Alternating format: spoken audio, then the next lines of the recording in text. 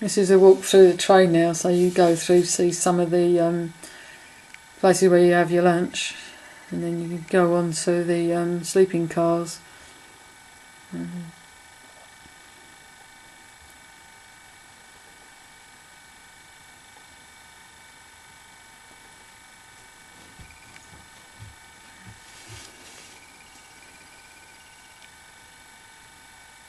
I mean, the train was immaculately clean.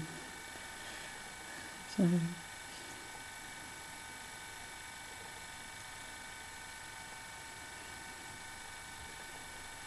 There's sleeping cars where people sleep at night.